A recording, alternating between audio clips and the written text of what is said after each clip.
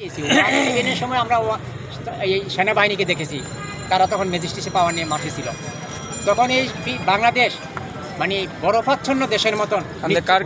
কার কাছে যাচ্ছেন? সরকারের কাছে। আমি অন্তর্বর্তী সরকারের কাছে বলবো, অন্তর্বর্তী সরকারের কাছে আমি অনুরোধ করতেছি, এই সেনা প্রধানকে পদত্যাগ তাকে অপসারণ করুন এবং এই যে স্বরাষ্ট্র উপদেষ্টাকে অপসারণ করুন। এই দুইটা সেন্সিটিভ মন্ত্রণালয়ে, দুইটা সেন্সিটিভ বিষয়ে আপনি যোগ্য দুজন ব্যক্তিকে পদায়ন করুন। তাইলেই যে নির্বাচনের আপনারা রুটম্যাপ তৈরি করেছেন এটা সুষ্ঠু সুন্দর হবে। আর নচেত দীর্ঘদিন পর আপনারা জাতীয় নির্বাচনের রুটম্যাপ। আপনি শরীফ ওসমান হাদি গুলিবিদ্ধ হয়েছে, এর সাথে সেনা প্রধান কি কোন বিষয়টা আপনি উল্লেখ করতে চাচ্ছেন? নিরাপত্তা উনি ওনারা নিরাপত্তা দিতে পারেন। ওনারা তো জাতির নিরাপত্তার দায়িত্বে নিয়োজিত ছিল। সেনাবাহিনীর কাজ কি? সেনাবাহিনী ম্যাজিস্ট্রেসি পাওয়া নিয়ে সরকার এই মুহূর্তে কেন, এই 1.5 বছর ধরে কেন মাঠে রাখছে? দেশের স্থিতিশীলতা শান্তি বজায় রাখার জন্য, যাতে কোনো রকমের অকারেন্স না ঘটে, কোনো রকমের খুন খারাপি না ঘটে, কোনো রকমের অন্যায় অত্যাচার অবিচার জুলুম না হয়, কোনো রকমের উচ্ছৃঙ্খলা যাতে কেউ সৃষ্টি করতে না পারে, জানমালের যাতে কোনো ক্ষয়ক্ষতি না হয়, জনগণ যাতে নিশ্চিন্তে নির্বিঘ্নে এই রাষ্ট্রে বসবাস করতে পারে, যাতে সামনের যে নির্বাচন তফসিল ঘোষণা হলো এটা যাতে সুন্দরভাবে সুষ্ঠুভাবে সম্পন্ন হয়, সেই জন্যই তো সেনাবাহিনীকে মাঠে নামানো হয়েছে।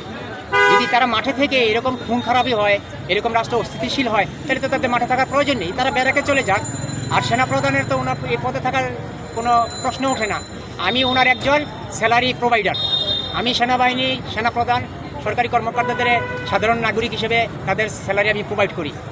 তো আমি যখন আমার সন্তানকে একজন প্রাইভেট টিউটরের কাছে পড়াবো, সে যখন পরীক্ষায় ফেল করবে, ওই মাস্টারকে তো আমি আর রাখবো না, বা একজন ব্যর্থ টিচারের কাছে তো আমি আমার সন্তানকে পড়াতে দিব না। তাই ওনাকে তো আমি অযথা বেতন দিব না। আমার নিরাপত্তা নাই, আমার জানমালের নিরাপত্তা নাই, আমার রাষ্ট্রের নিরাপত্তা নাই, আমার স্বাধীনতা সার্বভৌমত্বের নিরাপত্তা নাই। তো ওনাকে আমি কেন অযথা বেতন দিব? এই কারণে আমি ওনার পদত্যাগ চাচ্ছি। আপনি পদত্যাগ করুন। আপনি ব্যর্থ হয়েছেন এই রাষ্ট্রের নিরাপত্তা দিতে, আইনশৃঙ্খলা নিয়ন্ত্রণে আনতে এবং আইনশৃঙ্খলা উন্নতি করতে। আপনি কি শরীফ ওসমান হাদির হত্যাকাণ্ডের সাথে জড়িত, তাদের বিচার চান কিনা? কি বলেন এটা? তার বিচার এটা অবশ্যই চাই।